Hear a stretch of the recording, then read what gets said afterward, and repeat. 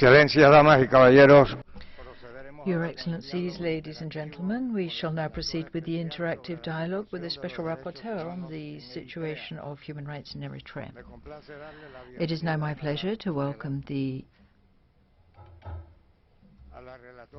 Special Rapporteur, Ms. Sheila B. Keetharuth.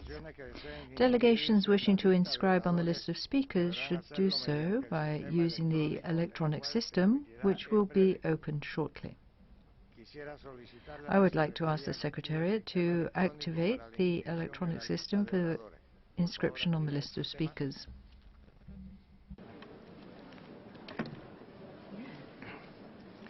You have now 1 minute to inscribe on the list of speakers.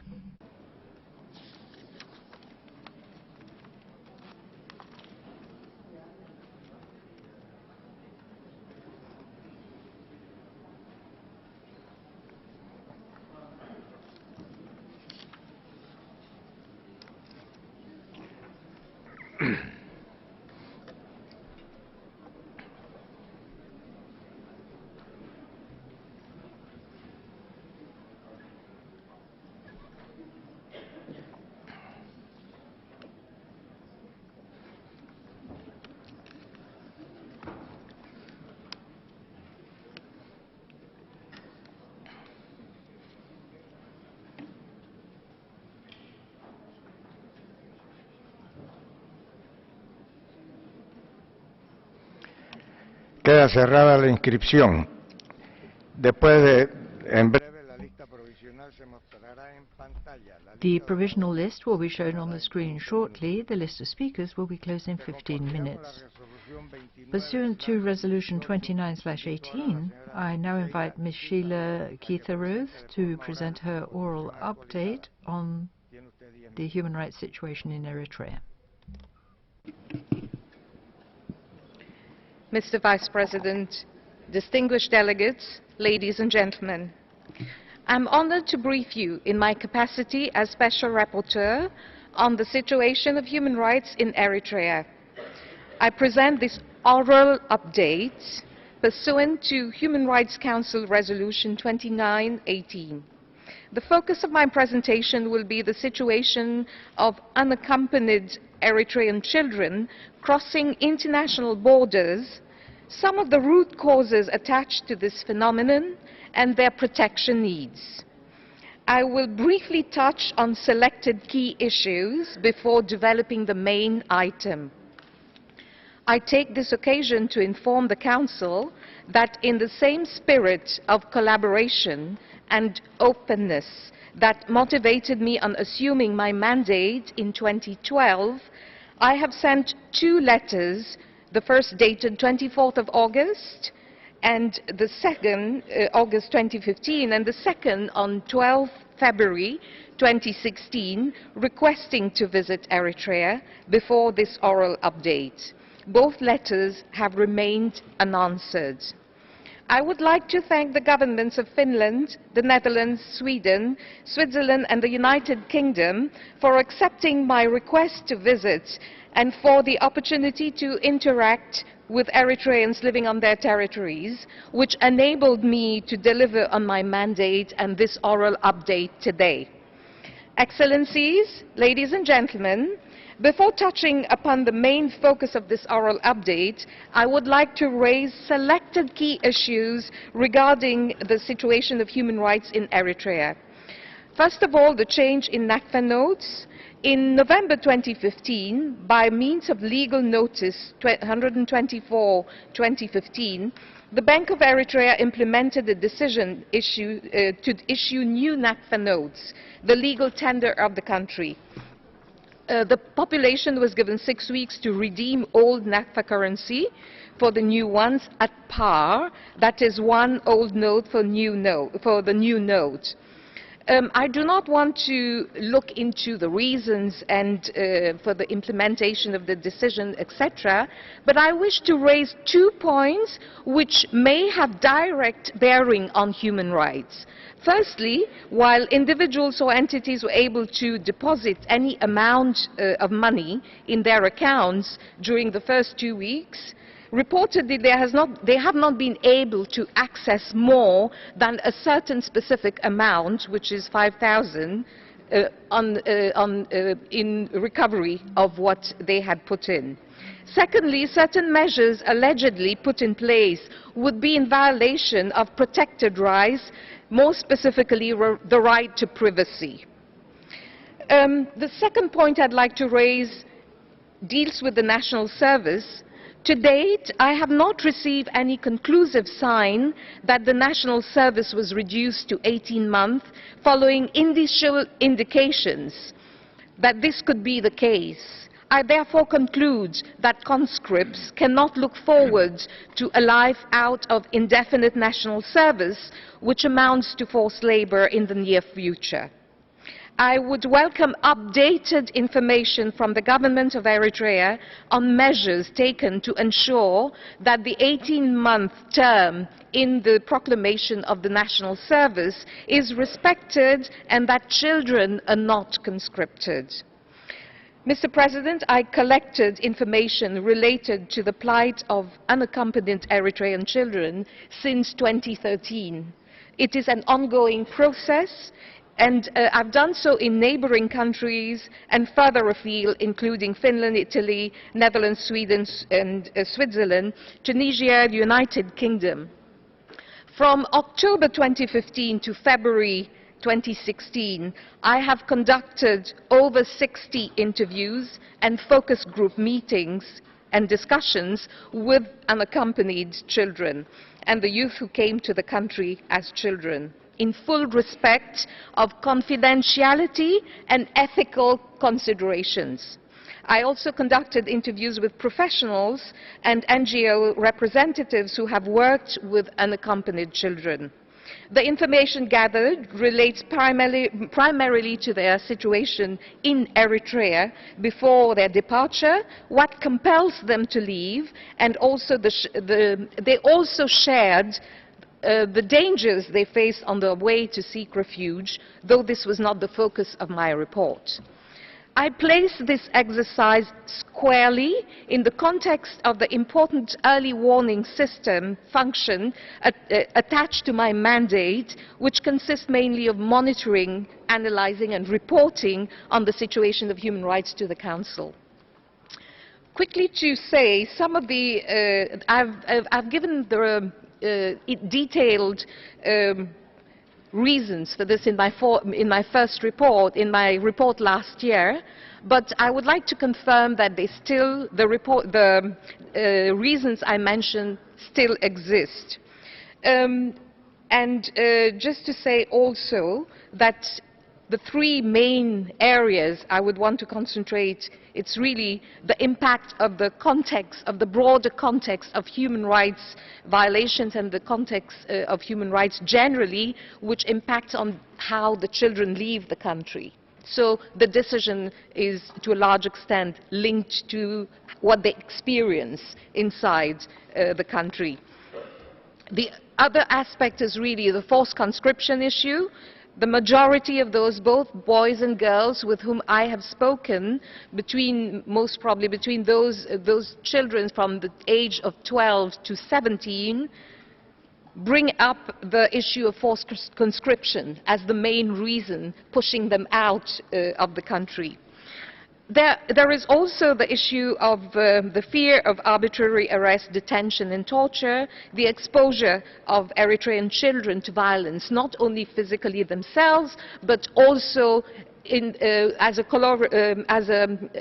having witnessed others in their community, in their families, and in the context of their close community, where they fear such violence for themselves, especially if they skipped national service. Many say that they leave to look for a better future and for personal development.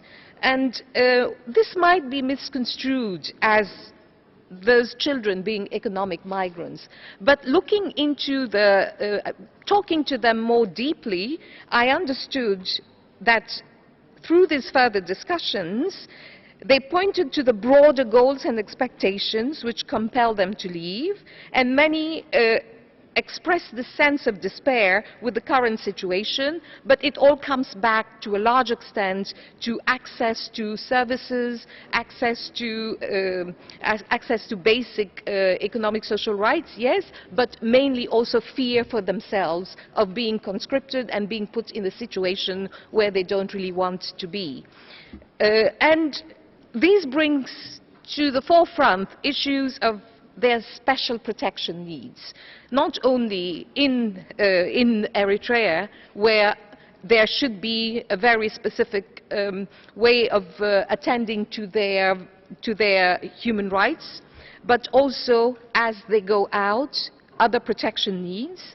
And here I would like to commend, I'd like to talk about a quick initiative, which is the Live, Learn and Play Safe, which has been implemented for unaccompanied children in the region, mainly Egypt, Ethiopia, Sudan and Yemen, which also deals with Eritrean children by UNHCR. My recommendations are very simple. To the Eritrean government, prioritize improvements in the overall human rights situation and focus on the children in order to give them their expression of their rights and enjoyment of their rights.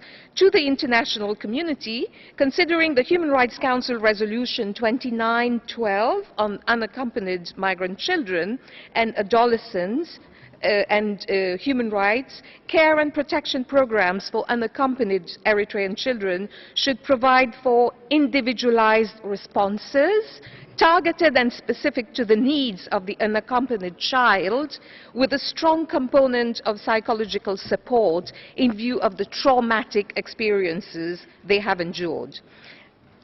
Excellencies, ladies and gentlemen, I'd like to conclude with a message that an 11-year-old child left with me. He traveled out at the age of 9. He said, "People have rights. Their rights have to be respected. I have seen many bad things. Many bad things happen to me. We want to be healed from our pain. My country, Eritrea, needs to heal too. We need to heal together. My country needs to live peacefully, like the country where I am now." I couldn't have put things in any better way. Thank you. Muchas gracias. Thank you very much. Ahora, de conformidad con la práctica en nuestros debates, Consistent with practice in our discussions, we shall start by hearing the delegation of the country concerned. I will now give the floor to the distinguished representative of Eritrea. You have 5 minutes.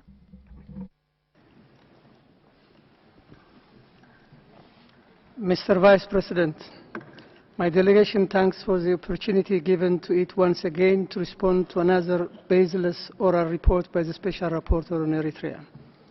The fact is that 4 years after its establishment under the pretext of a preconceived human rights crisis, the work of the Special Rapporteur and even the COI, in which the Special Rapporteur is also the critical member, has not created any dividend and cannot do so in the future. Mr. Vice President, the present situation has actually vindicated Eritrea's principled position. Contrary to the preconceptions and myths perpetuated by the Special Rapporteur, and as verified by many independent observers and diplomats, Eritrea in the last 4 years has sustained itself as a country cherished with peace and stability, unity and harmony of its people, with enjoyment of rights, and is not a place where people live in fear and under surveillance. Established itself as a dynamic country, exposing the Special Rapporteur's argument of nobody will remain behind in Eritrea, especially children, after a few years. Strengthened its achievement in promoting the dignity of women, and the occasional case of rape are not tolerated by culture and law, and hence Eritrea cannot be imagined as unsafe because the Special Rapporteur did not make a visit. Made market development strides and has embarked into a new effort that will lead into qualitative leap in the next 3 years, with a great hope in the society, a reality earned by struggle and resilience of the people and government, and not by people under siege by their government. strengthened equal opportunity to all returners who illegally immigrated, and the Special Rapporteur's myth of no one can return for fear of persecution, jail, and even killing has thus been vilified by many independent observers. Exposed the expressed false claims of the Special Rapporteur that Eritrea exploits external situations to violate the rights of its people, as Eritrea continuously works to address human rights challenges while its situation is still heavily constrained by existential external threats and coercive measures which are violations of the Eritrean people's rights with impact to the development of the nation, and hence the onus rather lies on the international community. Has successfully strengthened its engagement and cooperation on human rights, exposing the Special Rapporteur's obsession to isolate Eritrea, where engagements on EPR follow-up, similar emerging actions on CRC and CEDAW, technical missions and engagements with OHCHR, growing collaboration with the European Union and UN country team in Eritrea, promotion of engagement with other bilateral partners has become the emerging reality. This is in spite of the call by the Special Rapporteur that trading human rights for short-term political or economic gains would undermine the long-term enjoyment of all human rights by all in Eritrea. On the other hand, the experience of the last 4 years has also shown that the special mandate has been abused and used for other ulterior motives. The Eritrean government has continuously objected to the Special Rapporteur's established bias, long-standing anti-Eritrea position, its activist-like work and collaboration with anti-Eritrean surrogate groups and countries which harbor belligerent hostile stance with the declared intention of supporting regime change in Eritrea. It is a known fact that the COI has also been manipulated by the Special Rapporteur position. Hence, this oral report is not only unacceptable, but is another prior drama for what is to come next under the COI banner. Mr. Vice President, under the pressure and manipulation of the United States and a handful of its allies, the Council has so far failed in its responsibility to look at the reality in Eritrea objectively and critically. In the above context, Eritrea again reiterates its principal position in opposition to the politically motivated country-specific resolutions and mechanisms, and again rejects the protracted trends and attempts to co-opt human rights agenda as a new front line to subdue developing nations like Eritrea. Hence, it's time for the Human Rights Council to seriously consider the right way forward and adhere to the sacred principles of its establishment in the promotion of human rights. The Council has the choice to either consolidate the emerging reality that's bound to create a viable dividend in support of Eritrea, or continue along the confrontational and counterproductive approach. Whatever the choice by the Council is, Eritrea remains committed to the betterment of its citizens and will not let any position taken roll back the promising progress and expanding partnerships that reflects its independent political stance. I thank you, Mr. Vice President. Muchas gracias. Thank you. As part of our interactive dialogue, I now invite interested delegations to put questions to the mandate holder and to make comments. The speaking time limits will be 3 minutes for member states and 2 minutes for observer states. I now give the floor to the distinguished representative of the European Union. Thank you, Vice President. The European Union thanks the Special Rapporteur for her oral update and for her untiring work on the human rights situation in Eritrea. We regret that the government is still unwilling to cooperate with the Special Rapporteur. It is in its interest to do so that her report can benefit from first-hand experience. The EU is deeply concerned about the gross human rights violations in Eritrea. The prevailing environment offers very limited opportunities for young people and is a strong motivation, therefore, to leave the country. We welcome the focus of the Special Rapporteur on unaccompanied children fleeing the country and on the root causes of this phenomenon, such as forcible conscription into the army and indefinite national service. By crossing the border clandestinely, they become vulnerable to horrendous human rights violations, including trafficking, abduction for ransom, sexual violence and torture. Several unaccompanied children have told the Special Rapporteur that they want to return to Eritrea if conditions in the country improve. We encourage the government to listen to the voices of these children. We welcome Eritrea's membership of the IOM and hope that its readiness to engage with the international community will materialize fully. The EU remains committed to addressing the protection of unaccompanied children who flee to Europe. I would have the following questions for the Special Rapporteur, where she may elaborate on what she already offered in her initial oral presentation. What, in your view, are the most urgent steps that the government of Eritrea should take to address the root causes of fleeing unaccompanied children? Secondly, what specific measures could transit countries take to curb the violations that migrants suffer from human trafficking and other criminal networks? And finally, how can the international community help, including through the monitoring of financial flows, to track down human traffickers and their accomplices? Thank you very much. Muchas gracias. Thank you. I announce that the list of speakers has been closed. I call now on the distinguished representative of Switzerland.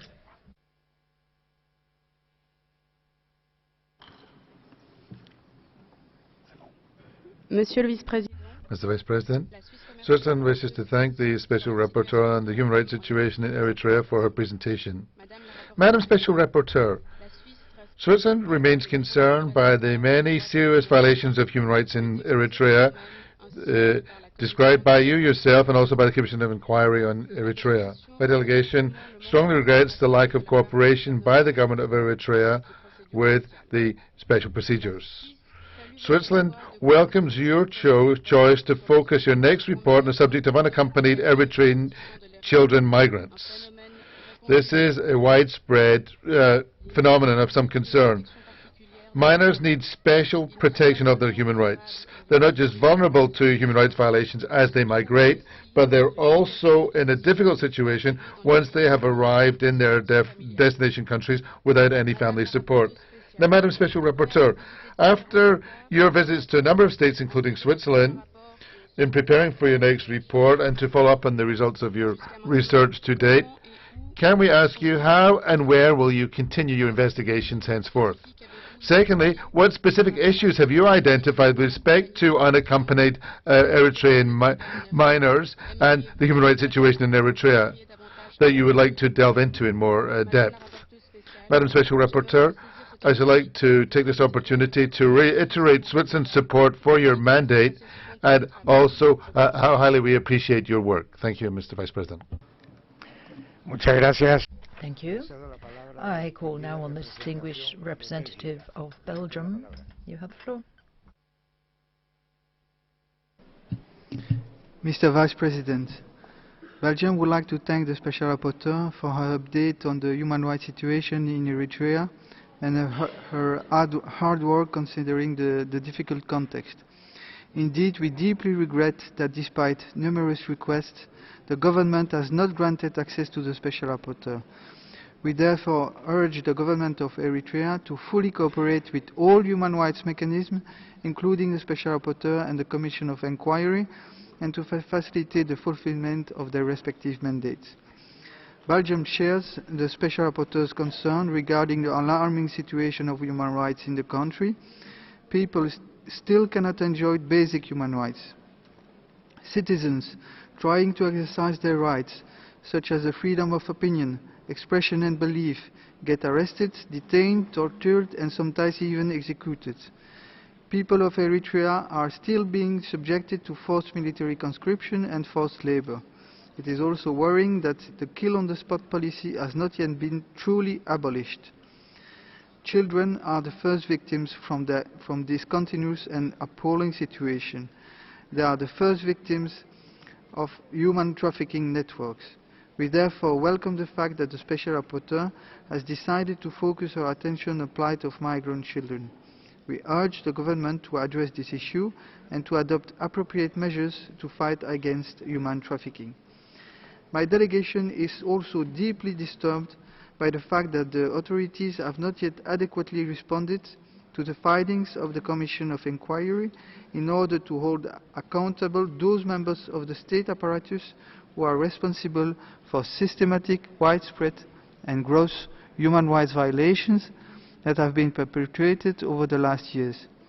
In this regard, We urge the government to give full effect without any further delay to the recommendations made by the Commission of Inquiry. Mrs. Sheila Keetharuth, has any concrete improvement been made since the new penal and civil codes entered into force, and what actions can the international community take to support the fight against impunity, particularly when it comes to alleged crimes against humanity?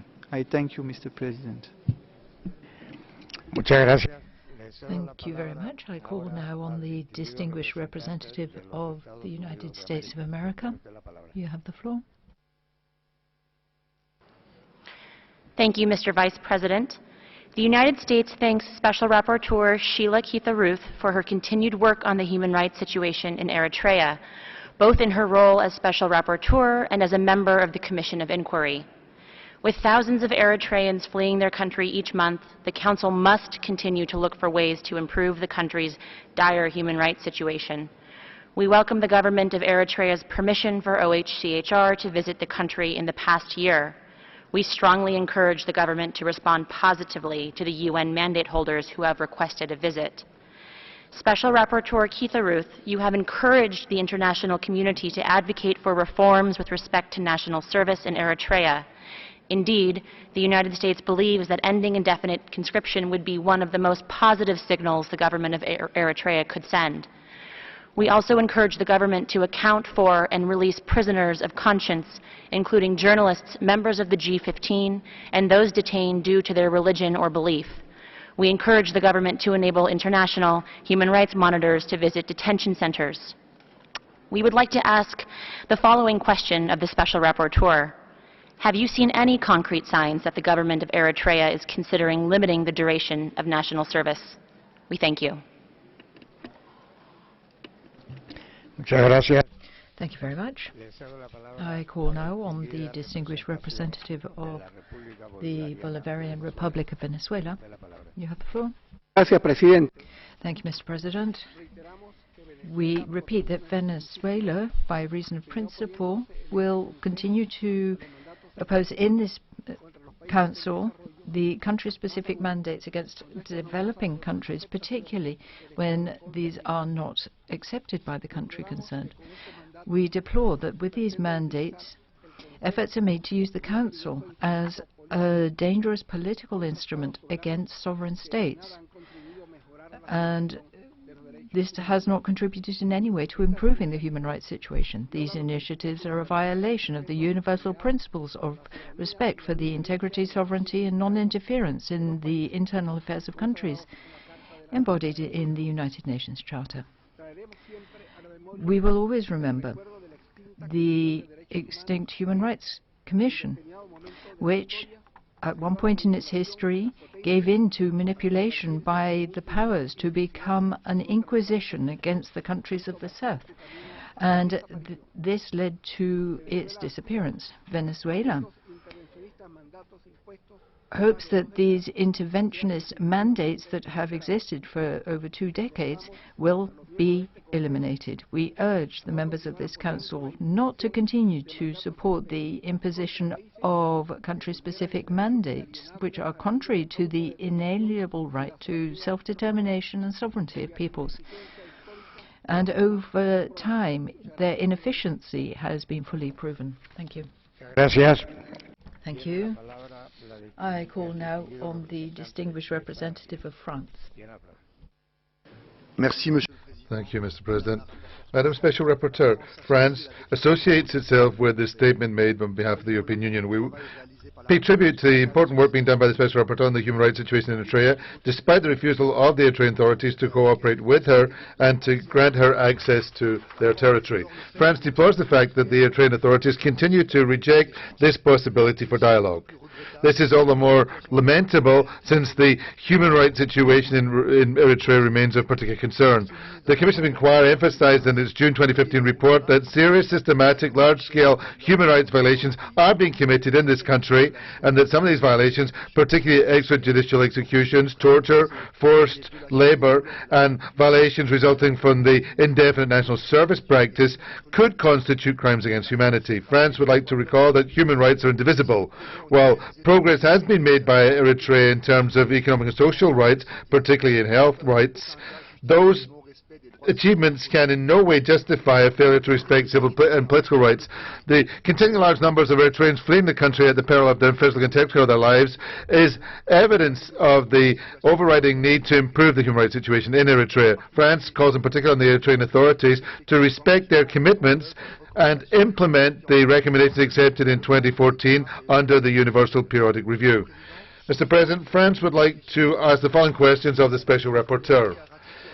In 2014, Eritrea ratified the United Nations Convention Against Torture. Have measures been taken since then to implement the convention in the country? Secondly, there's been an announcement of a restriction of 18 months for national service. Has that become a reality yet? Mr. President, France once again calls upon the Eritrean authorities to cooperate fully with the Special Rapporteur and with the Commission of Inquiry, first and foremost by allowing them access to the country's territory. Thank you very much. Thank you. I call now on the distinguished representative of Djibouti. Thank you, Mr. Vice President. The Republic of Djibouti congratulates Madam Sheila Keetharuth for the quality of her updated report on the human rights situation in Eritrea. We thank the governments of Finland, the Netherlands, Sweden, Switzerland and the United Kingdom for having facilitated the mission of the mandate holder. My delegation, however, deplores most strongly the fact that the Eritrean government is continuing to fail to fulfill its international obligations under Resolution 2118 by refusing to respond to correspondence from Madam Keetharuth. Djibouti calls upon Eritrea to fully cooperate with the mandate holder, particularly by granting her access to their territory.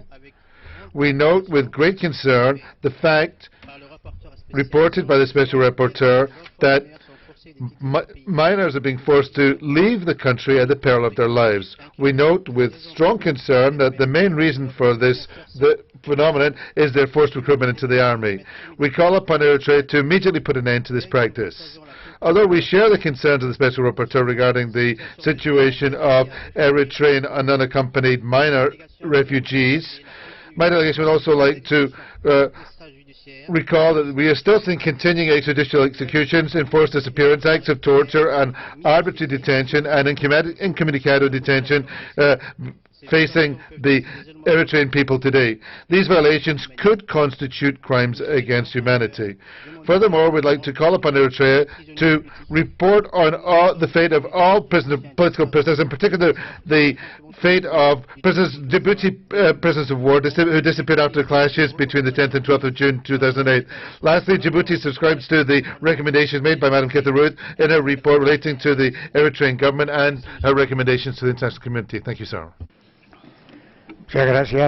Thank you. I call now on the representative of the Democratic People's Republic of Korea. You have 2 minutes.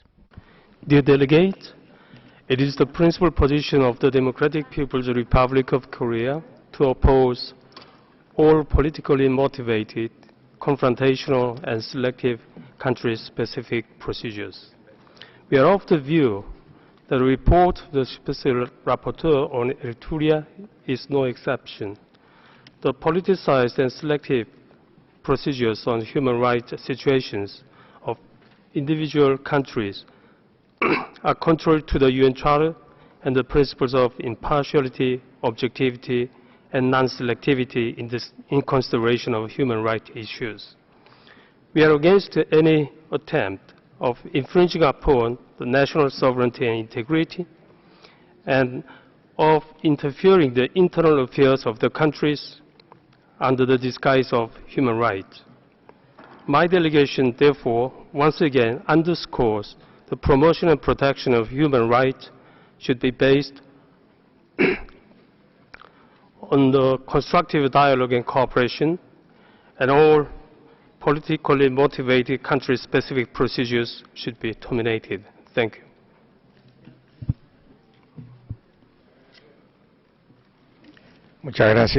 Thank you. I call now on the distinguished representative of the United Kingdom of Great Britain and Northern Ireland. Mr. Vice President, The United Kingdom would like to thank the Special Rapporteur for her work. The UK shares the concerns highlighted by the Special Rapporteur on the dangers faced by unaccompanied minors when undertaking the hazardous journey to Europe. Through both the EU-AU Khartoum process and newly formed EU Trust Fund, we are working with African partners to look at developing projects that will tackle human smuggling and people trafficking from the Horn of Africa. We welcome Eritrea's renewed engagement with the Office of the High Commissioner for Human Rights, and we look forward to an increased engagement in the future. We welcome especially the opportunity for staff of the OHCHR to visit a place of detention in Eritrea during their recent visit, and hope that Eritrea will strengthen its engagement on human rights with the international community as a whole. The UK remains deeply concerned about the human rights situation inside Eritrea, and have made clear we want the government to take concrete action to improve people's human rights, including their political, economic and social rights, as these are one of the push factors leading Eritreans to undertake the dangerous journey to Europe. The UK hopes that the Special Rapporteur has had the opportunity to consult with the Special Rapporteur on Cultural Rights, as well as other UN agencies like UNICEF, who work with unaccompanied minors, as proposed by the UK following her update to the General Assembly in October 2015. And if she has done so, that she will share the detail of her discussions with the Council. The UK continues to call on the government of Eritrea to honour its international human rights obligations and to cooperate fully with the UN human rights system. The UK continues to encourage the government of Eritrea to allow the UN Special Rapporteur on human rights in Eritrea access to the country. Thank you, Mr. Vice President. Thank you. I call now on the distinguished representative of China. Mr. President, the Chinese delegation has taken note of the presentation by Ms. Keetharuth. China is always opposed to forcing through country-specific resolutions and mandates without the consent of states concerned. Such a practice does not get recognition and cooperation from states concerned. Therefore, it is not conducive to dialogue and solving problems and cannot contribute to promoting and protecting human rights. In recent years, people in Eritrea have made constant progress in human rights and have scored outstanding achievements in economic, social and cultural rights. Eritrea is one of 8 African countries which have reached the MDGs. The government guarantees for its vulnerable groups, including women and children, social welfare through policy and has greatly improved the social index, such as infant maternal mortality rate. The government won the 2016 Elma Award for its achievements in combating malaria and achieving relevant MDG. Eritrea pays attention to gender equality. Women enjoy improving social status and high percentage in court, cabinet and high-level government positions. We appeal to the international community to recognize in an objective manner the difficulties and challenges facing Eritrea as a developing country in promoting and protecting human rights of its people, evaluate its progress in fairness, refrain from exercising pressure and a practice of shaming, rely more on constructive dialogue, technical assistance and supporting capacity building to contribute to human rights progress in Eritrea. Thank you, Mr. President. Thank you. I call now on the distinguished representative of Sudan. Thank you, Mr. Vice President. The delegation of the Sudan has carefully followed the oral update of the Special Rapporteur on Eritrea and would like to make the following remarks. 1. We remain confident that the consent and cooperation between the mandate holder and the concerned country represents the sole alternative to achieving tangible progress on the ground, and that no positive result could be achieved in the absence of dialogue and mutual respect. 2. My delegation considers that the UPR mechanism provides an appropriate framework to enhance the international cooperation in the field of human rights, where all states are treated on equal footing, and strongly rejects the utilization of this August Council, in particular the principles of human rights through the special procedures mechanism to achieve political goals and objectives. 3. In conclusion, Mr. President, my delegation encourages Eritrea to continue its engagement with the international community, and we believe that support and technical assistance should be provided to Eritrea to implement its obligation under the accepted UPR recommendations and other human rights mechanisms. I thank you. Gracias. Thank you. I call on the distinguished representative of Norway. Thank you, Mr. Vice President. We thank the Special Rapporteur for our update regarding the human rights situation in Eritrea. As a long-standing friend of the people of Eritrea, Norway remains deeply concerned with the human rights situation in Eritrea. We remain disturbed by the reports of denial of basic liberties and the political rights, as well as the arbitrary administration of justice and indefinite national service.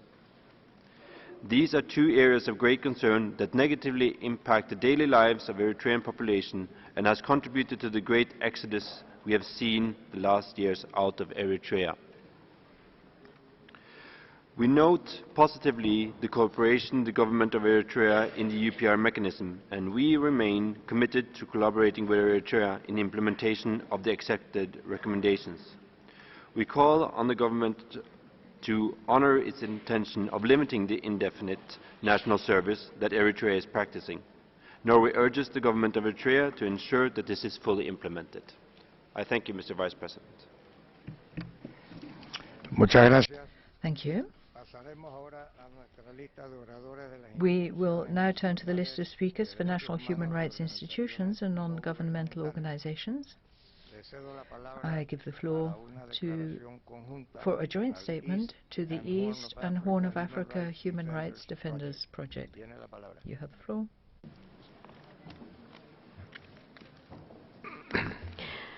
Thank you, Mr. Vice President. On March 1st, the Minister of Foreign Affairs of Eritrea assured the Council of his country's commitment to human rights and human dignity as a top priority and of its full engagement in the UPR process. Reporters Without Borders and the East and Horn of Africa Human Rights Defenders are concerned by the gap between His Excellency's description of the situation, as reaffirmed today, and the systemic, widespread and gross human rights violations documented by the Special Rapporteur and the Commission of Inquiry on Eritrea. We thank the Special Rapporteur for her continued attention to the plight of ordinary Eritreans, including unaccompanied children, who continue to flee in droves. They flee to avoid endless military service in a country where fundamental rights are inexistent, where there is no independent media, and where UPR recommendations are repeatedly ignored. Two cases are emblematic. Dawit Isaak, a Swedish Eritrean journalist who has been held incommunicado since 2001, and Seyum Tsehai, former head of national television, whose films on the independence struggle continue to be regularly screened on Independence Day while he languishes in jail. Their families and the families of many others who have not heard anything about the fate of their arrested loved one, nor do they know whether they are alive or dead. Madam Special Rapporteur, what, given your findings, are the priorities you believe the international community and the government of Eritrea should address to tackle the country's damning human rights record? Thank you. Muchas gracias. Thank you. I call on the Women's International League for Peace and Freedom. Mr. President, ladies and gentlemen, WIL stands in solidarity with the network of Eritrean women in this statement. Through our work, we campaign for the rights of Eritrean women wherever they may be, but also for human rights as a whole in Eritrea. Women in Eritrea have become increasingly marginalized, both lacking political and economic power in the last 23 years. The indefinite military conscription is terrible for all individuals, both men and women. However, they are touched in different ways. First, women in the military are forced to do domestic chores for higher-ranking officers. More important, they are victims of gender-based and sexual violence, as found by the Commission of Inquiry report on Eritrea. Indefinite military conscription is also having the effect of disintegrating the family, as children are growing up without their parents. Most of the young people living in Eritrea do so to avoid conscription and therefore run high risks to their personal safety. They are often kidnapped, killed, raped and enslaved by traffickers and armed groups, and this is from a recent testimony of an Eritrean who fled Libya and landed in Lampedusa February 2016. Human rights violations of Eritreans are striking both inside and outside the country. We need to ensure that all women inside Eritrea are able to participate with the Commission of Inquiry report by providing testimony with no fear or repercussion to themselves or their families. Arms proliferation is also highly concerning. According to Kentil Tovell and Daniel McConnell, the government's militarization program has recently been expanded to include senior citizens. This was in 2014. The UN Special Rapporteur said that this was a challenge affecting the very fabric of Eritrean society. We urge the United Nations to take these elements into consideration and to take a series of measures accordingly. Therefore, we call upon the United Nations... Thank you. I call on the distinguished representative of United Nations Watch. Thank you, Mr. President. I am honored to make this statement on behalf of UN Watch. I thank the Special Rapporteur for her oral update and for her relentless efforts in spotlighting the plight of unaccompanied migrant children from Eritrea. This problem is part and parcel of the unacceptable level of gross human rights violations in the country, including a possible situation of crimes against humanity, which is well documented by the first report of the Commission of Inquiry. The problem is worsening by the day. There is overwhelming evidence pointing to the fact that the pervasive practice of coerced and indefinite military conscription without formal pay, including forced enlistment of underage children, is the main reason for the mass exodus of the Eritrean society. This problem is disproportionately affecting unaccompanied migrant children who are fleeing the country on an alarming scale. While the adoption of long-term recommendations is very much appreciated, the importance of urgent solutions, specifically aimed at elevating the plight of unaccompanied migrant children, cannot be overemphasized. The problem requires urgent solutions, including calling on the Eritrean government to put aside empty promises and take tangible and immediate steps to put a halt to its prolonged practice of indefinite military conscription. This Council should also call on all recipient countries to adopt measures that ensure adequate legal protection to unaccompanied migrant children. Many of those children, particularly those in the immediate neighboring countries of Eritrea, are living in extremely dangerous circumstances that are an affront to the human conscience.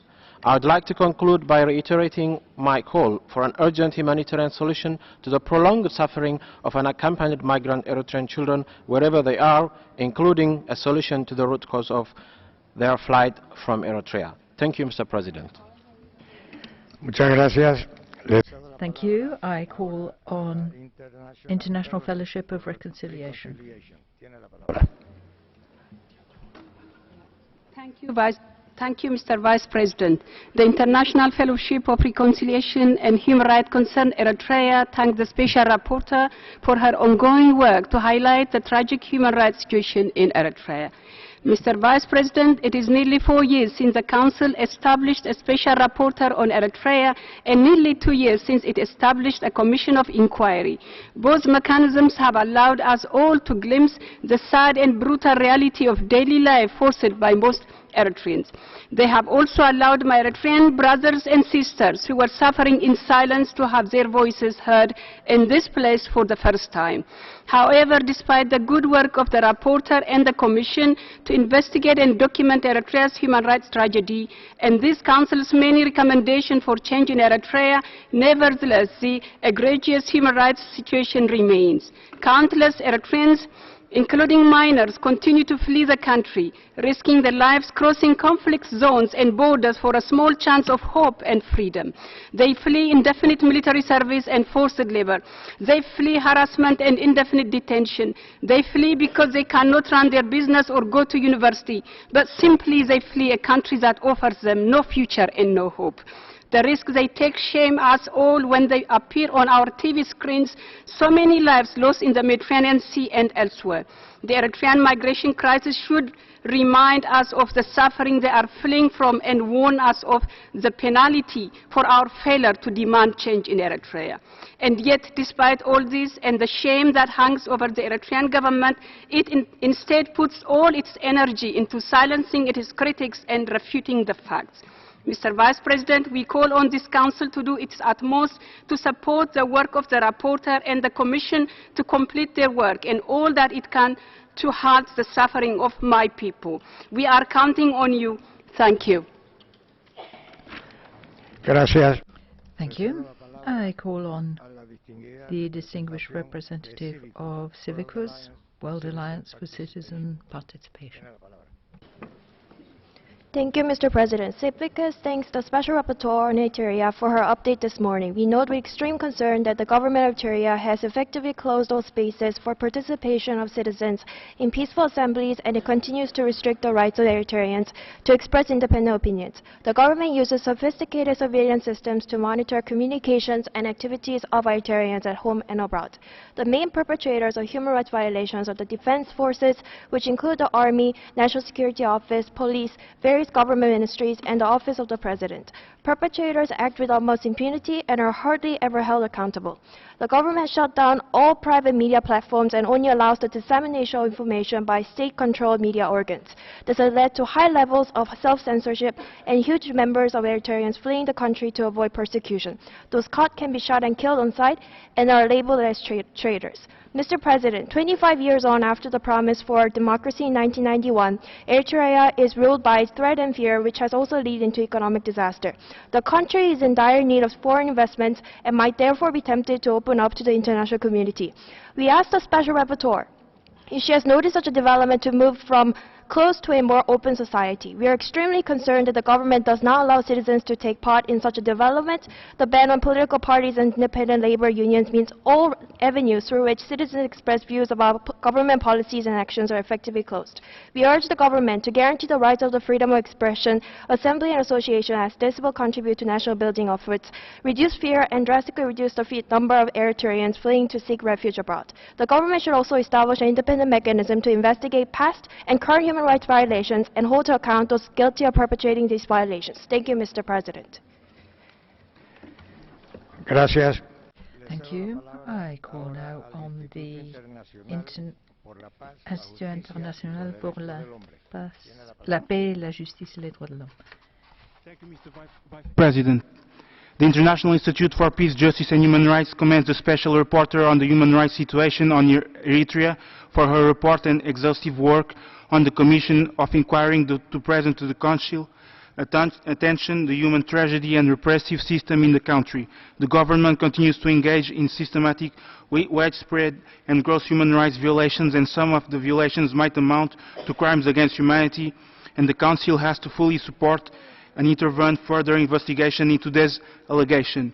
Systematic restrictions on the right to freedom of expression and opinion, use extrajudicial killings, torture and ill treatment remain continuously present and evident in completely disregard of the government. We express grave concern to the situation of human rights in Eritrea, insists an increasing number of Eritreans to leave their country, often facing the risks of abduction, abhorrent physical and mental abuse, and other ill treatment on their migration path, abused by smugglers and human traffickers, and often exposed to innumerable threats by crossing the Sahara and the Mediterranean Sea. To conclude, in front on ongoing protected on grave violation of human rights, we urge the Human Rights Council to implement the recommendations outlined in Special Rapporteur's report and attention of the international community, and we call the government of Eritrea to fully cooperate with United Nations and regional human rights mechanisms, including the Commission of Inquiry, in order to restore peace and stability in the country. Thank you, Mr. Vice President.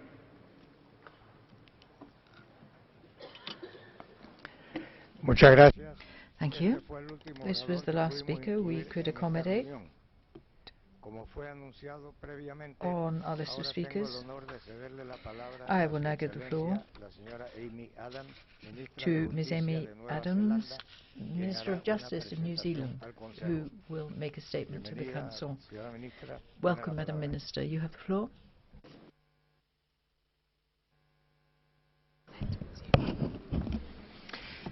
Thank you, Mr. Vice President. It's an honour to be here this morning as the first New Zealand Government Minister to present to the Human Rights Council. A decade on from the establishment of this Council and 50 years since the adoption of the two foundational human rights covenants, it is timely to reflect on the progress and challenges in the promotion and protection of human rights. Creating institutions and ratifying conventions is important, but the true test lies in our actions, the degree to which we live up to our obligations and commitments on a daily basis. And this is incumbent on all of us. No country is perfect in the implementation of its obligations under international human rights law, nor is it an easy task. The promotion and protection of human rights requires constant political courage, foresight and commitment. The challenges we face today in realising the aspirations of the two foundational human rights covenants are vast. An important area of focus for our term on the Security Council is conflict prevention, and respect for human rights is an important part of this work. The cost of not having such checks on the abuse of power or ways to protect citizens' rights can be seen in the devastating conflicts in Syria, in Libya, as well as ongoing crises we are seeing in places such as South Sudan, Burundi and the Democratic Republic of Congo. New Zealand welcomes the vital and courageous contribution of the High Commissioner Prince Zaid and his office over the last year, despite the challenging environment in which the office operates. As a UN Security Council member, we can attest to the value of the High Commissioner's briefings to the Security Council. The Human Rights Council itself also has an important role in detecting the signs of emerging crises that could develop into serious conflicts, and in supporting institutions that stem the abuse of power and protect citizens' rights. For this reason, New Zealand will continue to use this Council to raise concerns about serious violations of human rights abroad. We firmly believe that doing so is a critical function of this body.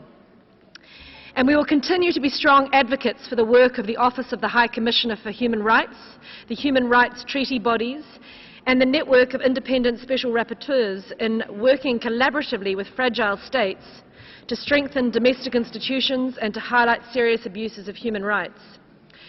We recognise that we have to be open to review ourselves.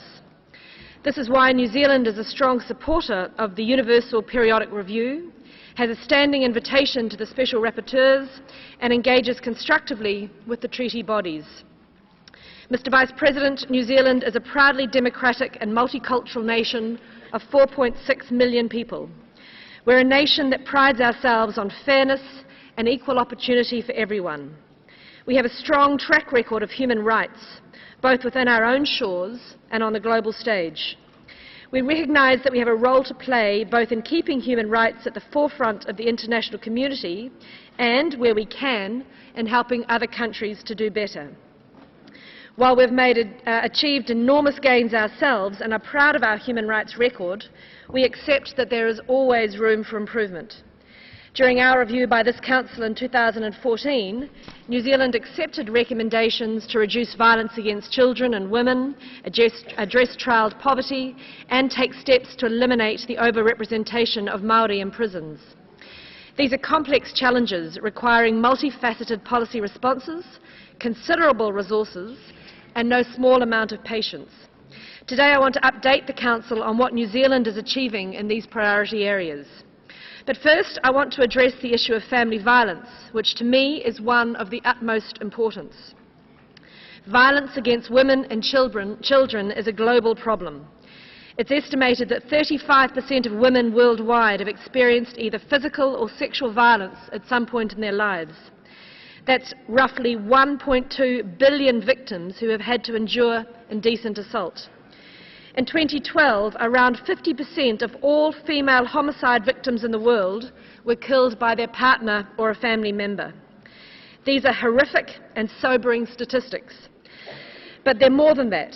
These are our mothers, our daughters, our sisters and our aunts, and they're enduring abhorrent and degrading abuse. Nearly all states have signed up to the Convention on the Elimination of Discrimination in 1984 and at Beijing in 1995. But sadly, the problem has only grown worse as conflicts create new horrors for women and girls and a lack of access to basic health services. Around the world, women are still falling victims to various forms of inequality and discrimination. In many countries, the law does not give women the same rights as men. In others, those rights are simply not respected in practice. Mr. Vice President, I'm here today as a proudly staunch champion of equal rights for women and to add my voice to the global outcry calling for women to be treated equally, regardless of where they live, and to have the right to live their lives free of violence and intimidation. New Zealand speaks strongly for women in international forums and works hard to meet its obligations in relation to the status of women. It's an issue that we are working actively to keep a global spotlight on, but we are by no means perfect ourselves. New Zealand, too, is grappling with the problem of violence against women. Too many New Zealand women are abused at the hands of their loved ones.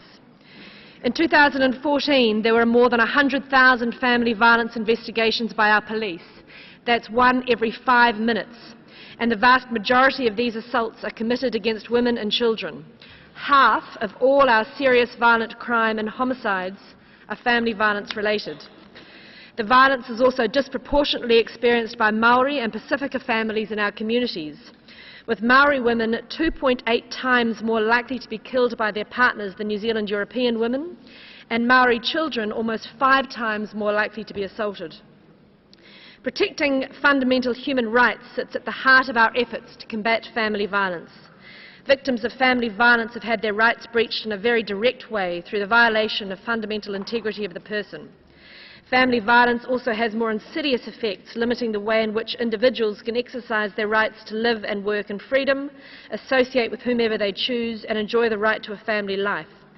Although the crime rate in New Zealand is at its lowest since 1978, we understand that we can do more to help the victims of family violence in our country. The government acknowledges that violence against women is a serious criminal justice, public health and social issue in New Zealand. As well as championing the rights of women around the world, we are focused on what we can do better at home. We remain steadfast in our commitment to reducing the incidence and impact of all forms of violence against women and ensuring that all government services are tailored to victims' needs. Preventing and reducing family violence is a key objective for the government, and I have named it my personal top priority as Justice Minister. I'm the co-chair of an all-of-government ministerial group on family and sexual violence in partnership with the Minister of Social Development. This is a high-powered group that sits at the very centre of decision-making, with ministers from 16 portfolios working with government agencies from across the public sector. The group spearheads a cross-government family violence work programme that concentrates on stopping family violence from occurring, getting victims the help they need and holding perpetrators to account. We want to achieve an integrated, effective family violence system that is joined up, aligned and making a difference. In my own area, there are no less than 12 initiatives underway to tackle family violence. In November last year, I appointed the first ever Chief Victims Advisor to provide independent advice to government. The advisor will provide advice on how to improve the responsiveness of the system and make it easier for victims to get the services they need. We're also undertaking a review of our family violence laws to help develop legislation that better supports victims to be safe and hold perpetrators to account. We've approved access for judges to information in family violence cases, and police are able to disclose known risk information to family members who may be at risk. Across the wider government response, we're analysing every aspect of the system, from primary prevention education to risk assessment and workforce development, through initial response, legal process, victim safety and better perpetrator management.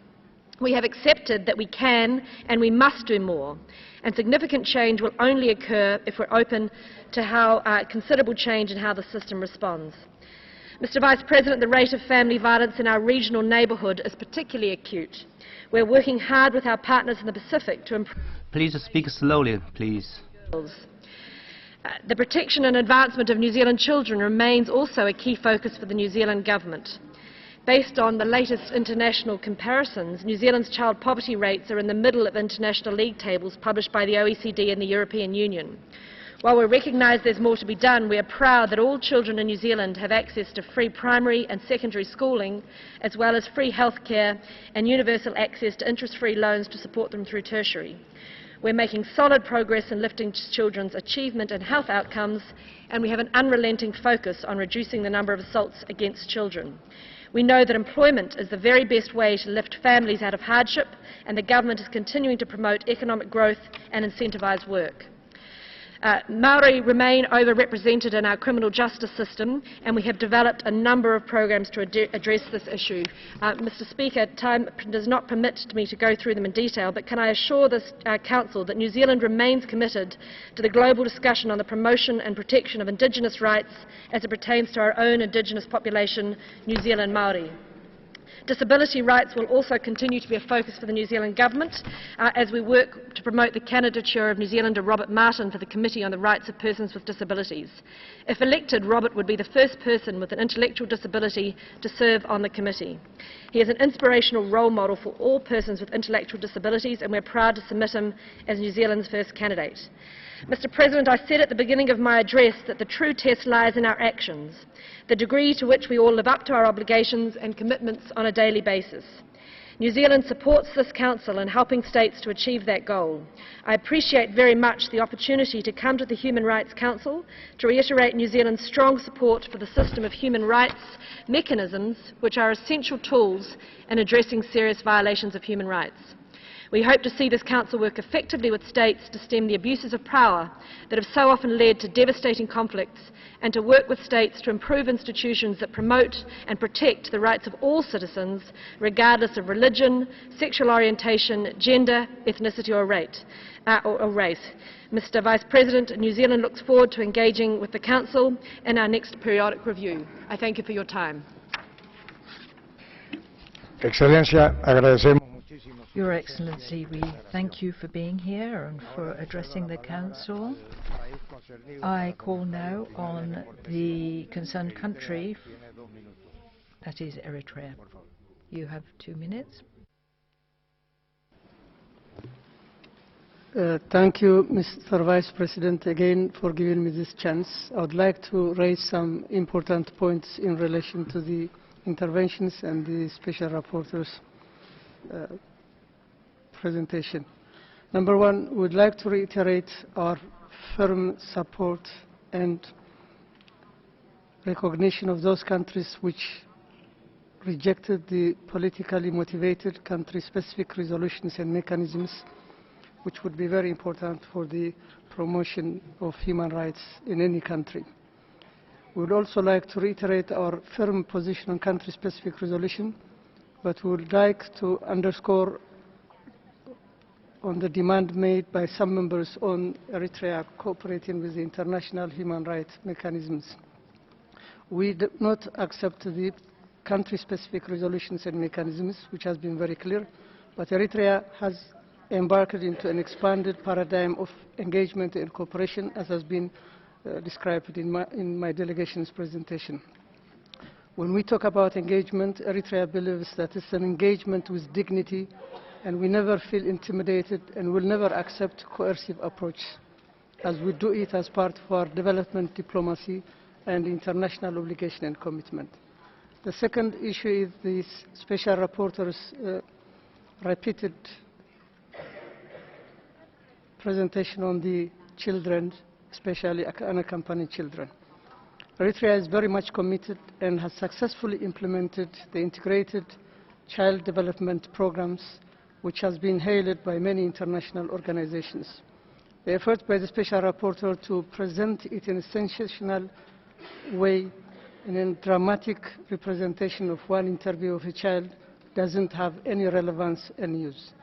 Yes, it is a phenomenon that the government is very much aware and tries to address, but it has to be seen in relation to the overall efforts on the governance of migration, of which Eritrea is heavily involved through the Khartoum process and other different platforms and instruments.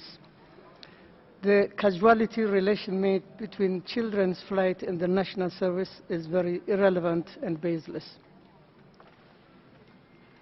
The third important issue is about national service and its indefinite nature. There is no indefinite national service in Eritrea. Yes, as we have explained it on so many occasions, it has been extended, but this has been due to the circumstances which the country is in. However, the country has been gradually and steadily trying to transform the national service in terms of its time and utilization, and steadily many measures have been taken. The recent effort to integrate the latest graduates from the national service into the new government salary system is one example. The issue of the money raised is beyond her mandate, and I will not dwell on it. Thank you, Mr. Vice President.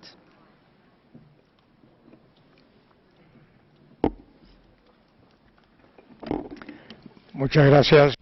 Thank you very much. I will now give the floor to Ms. Sheila Keetharuth for her concluding remarks. You have 20 minutes, Madam. Many thanks, Mr. Vice President. I would like to start by thanking all the delegations who responded to my oral update and for the questions which have been put to me. Before I go into responding to the questions, there is something I would have liked absolutely to put on the table. I'm here in my capacity as Special Rapporteur, mandated by the Council, and I take very seriously the role which I have in this particular context, and I do make it a priority in delivering on my mandate to respect the Code of Conduct for all special procedures mandate holders. I'm not here in any way representing the Commission of Inquiry, and the two mandates are very separate, and I have done my best, and I continue to do so, to respect the integrity of both mandates. Having said that, I will respond only with regards to my mandate as a Special Rapporteur and do not have any comment at this point with regards to the Commission of Inquiry, which is a different mandate altogether, independent in its own right. Having said that, some of the questions which have been posed sort of can be recouped can be grouped together. So I will start by probably taking the first issue I'd like to raise today, which is this one. Do I see any opening in terms of Eritrea's relationship with the external world, and is there an opening in terms of how it relates from what I'm just using words which were used, closed society, to a more open one? I'd like to say that I'm very encouraged by the different signs I have seen that different delegations do go to the country, and they are welcome there, and they come with different reports, and other organizations, UN bodies, as well as the OHCHR has been given access to the country, and their ongoing discussions. I'm very pleased about that, and I'll be the first one to encourage further this kind of collaboration. However, there are a few things which are very important. I have a mandate to look at very specific issues, which is the human rights situation in Eritrea. And I take that very seriously. So the questions which, as a Special Rapporteur, I would be putting, and the issues I would be raising, would be specifically from a human rights lens. So very pleased, for example, by with what has been raised with regards to a visit of the OHCHR and a visit to a prison. Very good.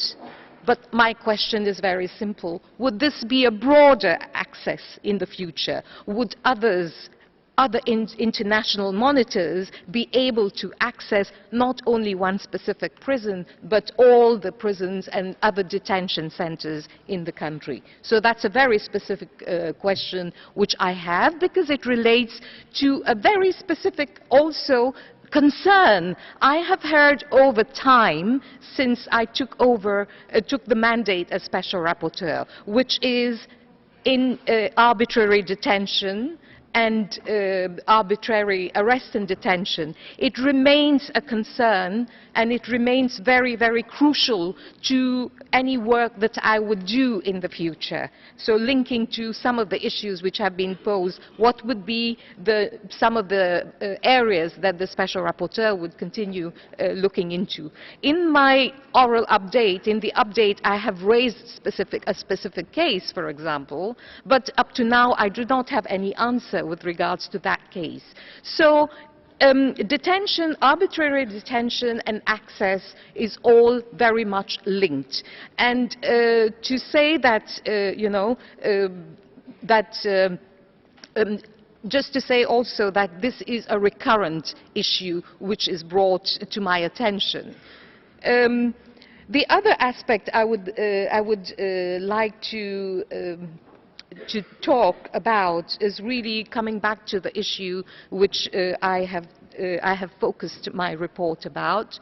It's the issue of unaccompanied minor children, and I would like to reassure the Council that in no way am I trying to bring a sensational issue to the table. It is, as I said, putting it squarely in my monitoring role, and it comes up. The figures speak for themselves as far as I'm concerned, and the latest figures I have is the numbers which crossed into Italy, for example. Out of the number which reached Europe in 2014, there are about 4,485 Eritrean children.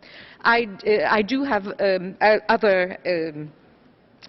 other figures. It continues to be a concern. For example, Eritrean children constituted the largest group of unaccompanied children arriving in Italy, 3,394 out of the 13,026, as I said earlier, and also over 3,092 out of the total of 12,360 in 2015. The facts speak for themselves. It's just that I continue to monitor, and this is something which needs to be raised, and I do it because I do feel it is important. What measures to be taken? First and foremost, it's the interest of the children, the interest of the child, which remains the paramount concept which needs to be looked at, not only in Eritrea itself, but during transit and other countries and reception where the children also reach. So first and foremost, the best interest of the child as the basic principle. What is it that is required for their safety and for making them ensuring that their rights are respected. So that's the second point I'd like to raise. Also, with regards to the international community, looking at the financial flows and track down human traffickers, this is not an area I have looked at, so I don't have much to say. But having said so, I'd like to point out that this is a crime and needs to be looked at. And I really urge those countries who have been looking at the issue to continue doing so.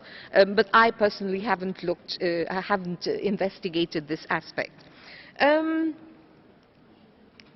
The other point I'd like to make on this issue is, unfortunately, the time factor hasn't allowed me to link up with other agencies like UNICEF and the Special Rapporteur on Cultural Rights at this point. This is an ongoing work which I will pursue, and I do take on board that the suggestion that I do link up with them, and I'll do so in the course of my work. I have already said with regards to the National Service that I do not have any signs that the government of Eritrea is considering limiting the 18-month requirement. However, I really appreciate the clarification brought with regards to the salary scale, which the honourable representative of Eritrea, Excellency Ambassador Gerahtu, has mentioned. That is upping those who are in the national service into the salary scale, making sure that they get a better pay.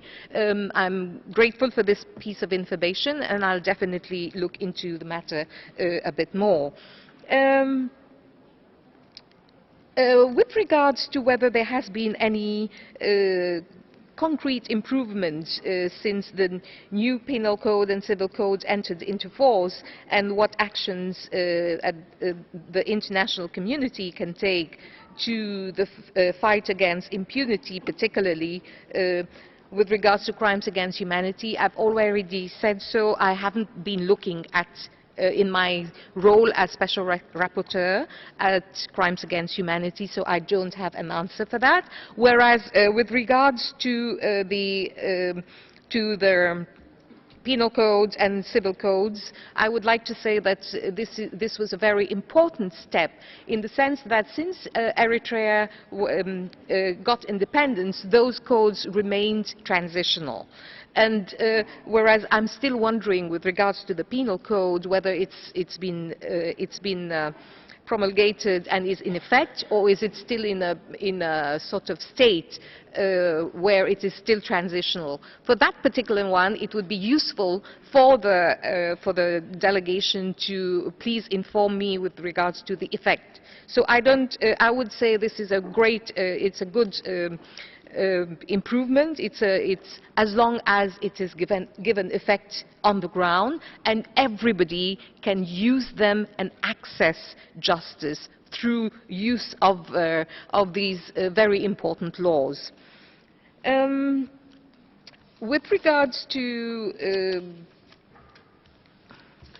what will I continue doing in my research, what would be specific subjects identified, I always go by a process by which I identify which are the ones, through my contacts with people I meet, what are the most pressing ones, and I respond to what are the pressing ones. For example, my last report to the my report to the Council in 2015 dealt with a very specific area, which was the right to housing as a human right, and it was in response to a very specific situation which was happening on the ground at that moment. So I'm very responsive to what are the current human rights issues which need to be raised, but at the same time they're the broader ones which are there and need to be addressed consistently. The national service being one, as I continue saying, the indefinite nature, but also violations within the context, punishments and other violations within the context of that very of the national service. The other aspect I would like to raise is that whereas we've been talking about probably, what could be the next step, I think this is for Eritrea is very important at this point. Basic things. I've said it before, but please allow me to reiterate it. Open prison doors. Is, tell people where the loved ones are. Tell people who are out there waiting for information about many, the best known ones, or the known ones are the G15 and others, but there are many others there whose family don't know where they are. So that would be the very, very first steps. It would be useful, and also probably, that these would be quick steps, which I understand, for example, administration of justice is something which would need investment, time, etc. But informing people that we are holding so-and-so and in such a prison doesn't take a lot of money and resources. So there are simple things which the Eritrean government can do to reinforce the trust inside the country, while it also goes out and reaches out to the international community. I think both need to go hand in hand as an approach. With regards to the Convention Against Torture, I did inform the Council previously that it was a great thing that Eritrea has acceded to the Convention. However, a few things which I mentioned. First of all, it needs to report what it has done concretely to the committee. Whether, what measures it has taken to give effect to that particular treaty. Also, something which I had mentioned previously, but I would like to reiterate it because it comes in the context of this response, and it links to developments on the grounds also. The best way to deal with access to who's in prison and other is also to allow the Committee Against Torture, when it has credible information that torture has been committed, to be able to access the country for fact-finding visits. And external eyes in this way, not only from from monitors, etc., but from treaty bodies who have a specific role in ensuring scrutiny, that this is also respected. Also, the root causes of, I'm just sort of coming back to the issue of the children who leave the country. The root causes are very simple. I've named a few of them, but there is one aspect I would like to reiterate, which is I'd like to bring to the table, which is the government of Eritrea should listen to the children. I've spoken to many of them. They've linked their future in the country and in the context of the national service as something they find they don't see that this is an area where they will be able to develop as individuals, where they will be able to to get educated, and to acquire life skills, development skills for themselves. These are areas which would be, I would really, my plea is that there is a mechanism, that the Eritrean government puts up a kind of mechanism where it can listen to the children and what they are saying. So this is a very, very, concrete recommendation I would make, that there's, I don't know what we would call it, some kind of ombudsperson for children or whatever, but basically it's a mechanism where there is a communication between the children and those in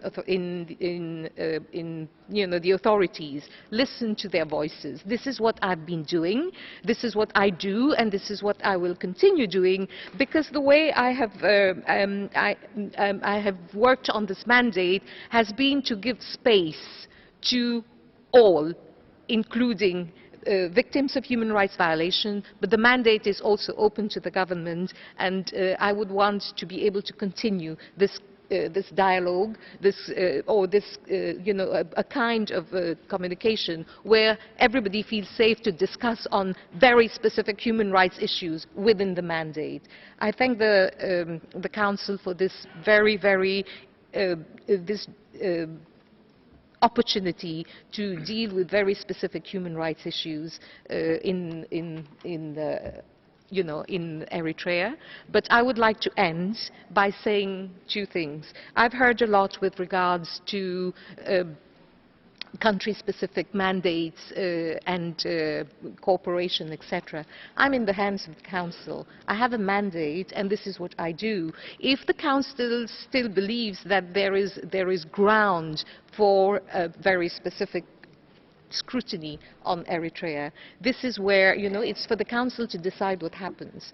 But if the mandate is there, I would request that all focus is on really cooperation with the mandate, making sure that it's not only, certain very specific areas where I can go to, but that there is really cooperation broadly with the mandate that the Council has given the Special Rapporteur. I would like to end here, and I thank everyone for the encouragement as well as the focus on human rights that has allowed me to bring all the different issues I've raised today for the Council's attention. Thank you. Agradezco muchísimo a la señora. Thank you very much, Ms. Keetharuth, for the updated information on the human rights situation in Eritrea. And I also thank the participants who have participated in today's discussion. This brings us to the end of this meeting. We will reconvene at 1 p.m. today to start the individual interactive dialogue with the Special Rapporteur on the situation of human rights in the Islamic Republic of Iran. I hereby declare closed the 34th meeting, the 31st session of the Human Rights Council.